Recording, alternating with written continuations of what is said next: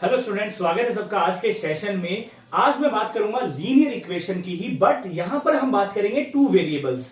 One variable वाली linear equation को last video में मैंने बहुत अच्छे से कवर किया था, एक एग्जांपल आपको बहुत अच्छे से समझाया था। अब हम सीखेंगे लीनियर इक्वेशन टू वेरिएबल की, क्योंकि ये चीज क्लास 10th में बहुत ज्यादा यूज में ली जाती है और बहुत सारे बच्चों की वीकनेस होती है लीनियर इक्वेशन। आज आप लोगों के लिए मैं बहुत इजी बनाने वाला हूं, तो सारे बच्चे ध्यान से देखिएगा। क्लास 9th और क्लास 10th के बच्चे, मोस्ट इंपॉर्टेंट ये वीडियो रहने वाली है। लीनियर इक्वेशन का मीनिंग मैंने आपको बताया था, लीनियर का मीनिंग मैंने आपको बताया था। इक्वेशन क्या होती है? जहां पर वेरिएबल आ जाते हैं, जहां पर कांस्टेंट आ जाते हैं, जहां पर मैथमेटिकल ऑपरेटर्स आते हैं, ये सारे जहां पर आ जाते हैं उसे कहा जाता है इक्वेशन। लीनियर क्यों बोलते हैं? क्योंकि यहां पर वेरिएबल की हाईएस्ट पावर होती है 1। सिंपल सा। आज हम सीखेंगे टू वेरिएबल्स वाली, यानी टू वेरिएबल्स का अगर एक एग्जांपल लूं तो मैं क्या लूंगा, 2x plus 3y is equal to 5। ये एक बहुत ही इंटरेस्टिंग एग्जांपल है किसका? Linear equation in two variables. ठीक है, देखो एक वेरिएबल आपको ये दिखाई दे रहा है, एक वेरिएबल आपको ये दिखाई दे रहा है। ठीक है, दो वेरिएबल आएंगे। अब जरूरी नहीं है कि दो वेरिएबल यही दो आए, ठीक है, x एंड y आए, a एंड b भी आ सकता है, p एंड q भी आ सकता है, t एंड u भी आ सकता है, कोई भी अल्फाबेट आ सकते हैं। ठीक है, अब हमने लास्ट क्लास में सबसे इंपॉर्टेंट चीज मैंने क्या बताई थी आपको? सॉल्यूशन। ठीक है, सॉल्यूशन बताया था। आज भी मैं बात करूंगा सॉल्यूशन की ही, क्योंकि क्लास 9th में और 10th में जाने से पहले ये आपको बहुत अच्छे से आना चाहिए। क्लास 9 में तो चलता भी है और 10th में भी चलता है। ठीक है, तो सॉल्यूशन निकालना मैं आज आप लोगों को बताऊंगा। ठीक है, सबसे शेयर जरूर कर देनी है ये वाली क्लास, या जितने भी क्लासेस हम ले रहे हैं यहाँ पे। सबसे पहला काम देखो, मैं एक चीज आपको बताना चाहूंगा, कोई भी चीज आप पढ़ रहे हो तो उससे पहले उसका स्टैंडर्ड फॉर्मेट आपको पता होना चाहिए, है ना? ठीक है, तो स्टैंडर्ड फॉर्म लिख लीजिए। सबसे पहले होती क्या है? ax plus by plus c is equal to 0।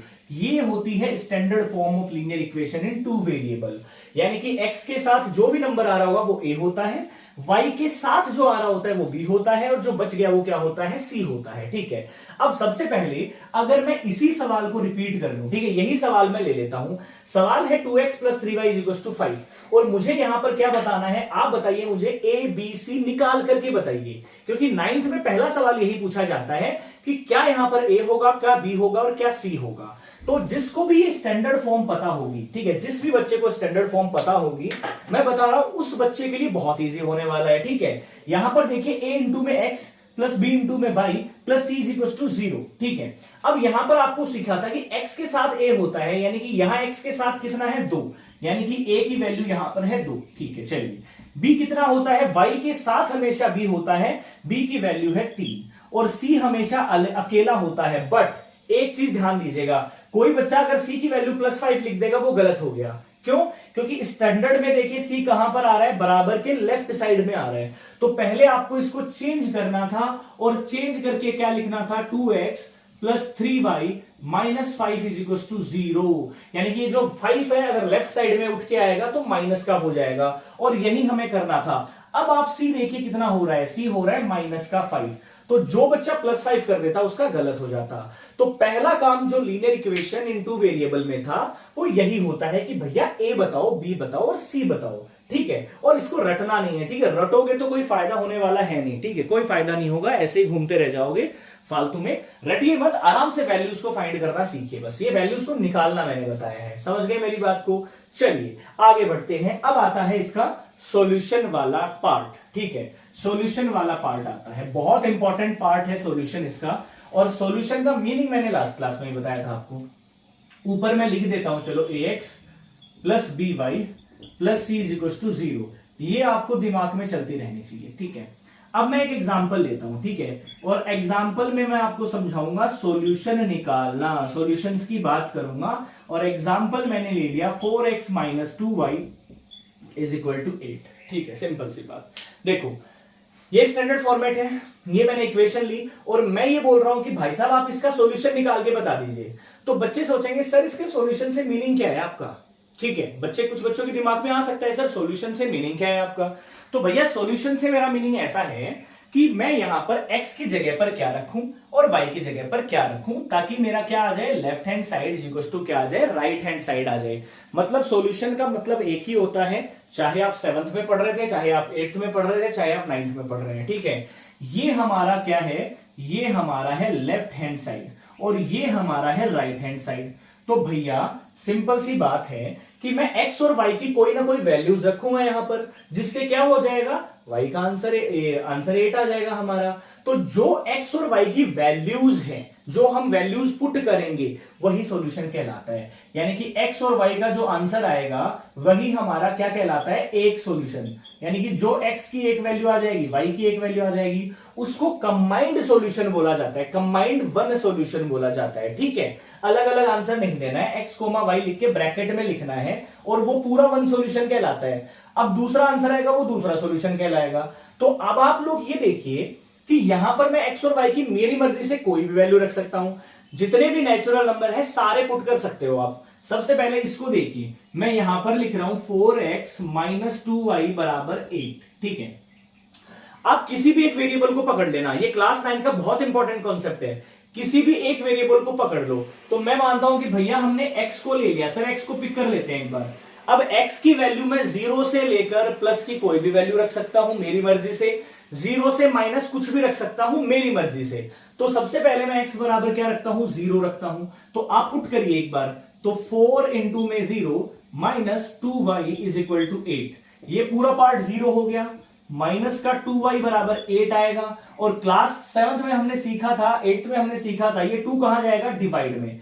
यानी कि y हमारे पास कितना हो जाएगा, 8 डिवाइडेड बाई माइनस 2, यानी कि y की वैल्यू आ जाएगी प्लस का 4, नहीं माइनस का 4, ठीक है। यानी x हमारे पास कितना आया, 0, और y हमारे पास आया -4। ये हमारा क्या हो गया, सॉल्यूशन हो गया। अब कई बच्चों का डाउट मैं यहां दूर करता हूं कि क्या सर ये सॉल्यूशन हो गया हमारा।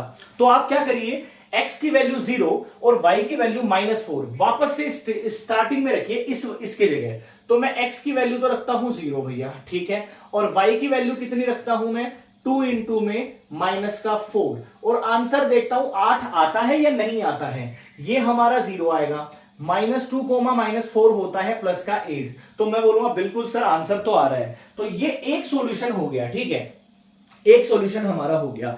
अगर मान लो हमें ये कह दिया जाए कि आप इस इक्वेशन के 4 सॉल्यूशन करके बताओ मेरे को, ठीक है, आप राइट द 4 सॉल्यूशंस, ठीक है। सबसे पहले इतना समझ में आया होगा, मैं एक फ्रेश एग्जांपल लेता हूं और आपको अच्छी तरीके से समझाता हूं, ठीक है। इसको नोट कर लेना, हार्ड नहीं है, बहुत इजी चीजें हैं ये, हमारे अभी तक इजी चीजें हैं, ठीक है। बहुत इजी वे में सॉल्यूशन मैं सिखाने वाला हूं आपको, ठीक है। कोई भी एग्जांपल उठा लेता हूं। फॉर एग्जांपल मैंने एक क्वेश्चन लिया, ठीक है, मैंने एक क्वेश्चन लिया 3x minus y is equal to 6।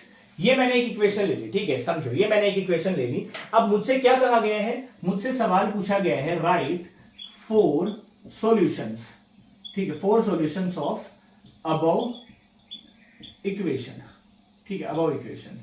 यानी कि इस इक्वेशन के मुझे 4 सॉल्यूशन लिखने हैं। मैंने बताया था सॉल्यूशन क्या होता है, x और y की वैल्यूज को ही सॉल्यूशन बोला जाता है। तो हमें 4 वैल्यू बतानी है, अब की बार 4 वैल्यू।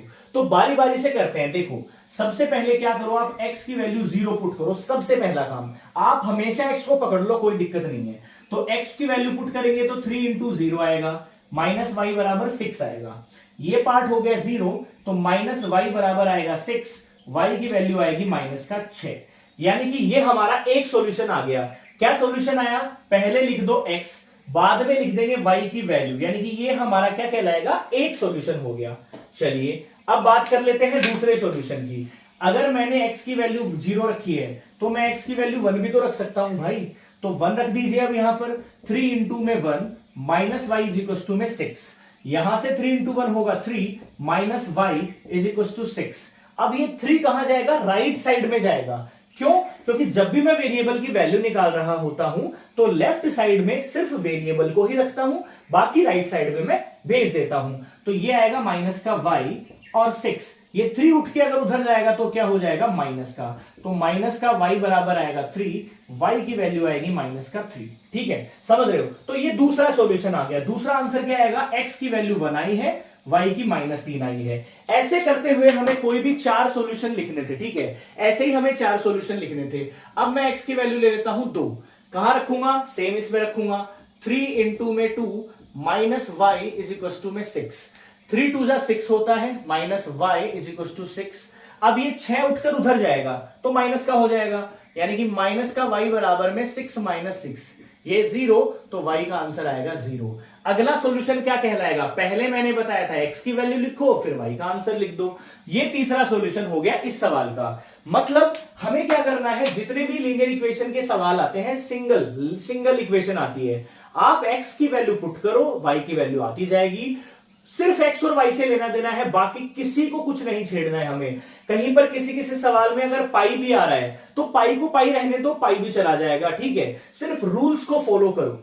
जब भी हमारे पास प्लस माइनस में इधर से कोई चीज दूसरी साइड में जाती है तो उसका साइन चेंज होगा। अगर मल्टीप्लाई है, कोफिशिएंट मल्टीप्लाई है, x का कोई डिजिट है, वो राइट साइड में जाएगा तो डिवाइड में जाएगा हमेशा, ध्यान रखना। जैसे अगर इस 3 को जाना होगा सॉल्यूशन के बाद तो ये डिवाइड में जा सकता है सिर्फ। इन रूल्स को फॉलो करते जाओ। लीनियर इक्वेशन इन 2 वेरिएबल अगर हमारे पास दे रखी है, उसके इनफाइनाइट मैनी सॉल्यूशंस हो सकते हैं, ध्यान रखिएगा, सिंगल सॉल्यूशन नहीं होगा, एक लीनियर इक्वेशन के इनफाइनाइट सॉल्यूशन हो सकते हैं।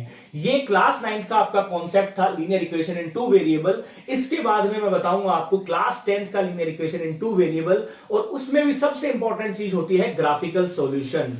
तो लाइक जरूर करके जाना, सारे विद्यार्थी, सभी स्टूडेंट्स लाइक करना, और अपनी बुक में जो क्वेश्चंस दे रखे हैं इस टाइप के सारे सॉल्व कर लीजिए। कहीं भी डाउट आता है तो कमेंट करके यहां पर बताइएगा। जय हिंद।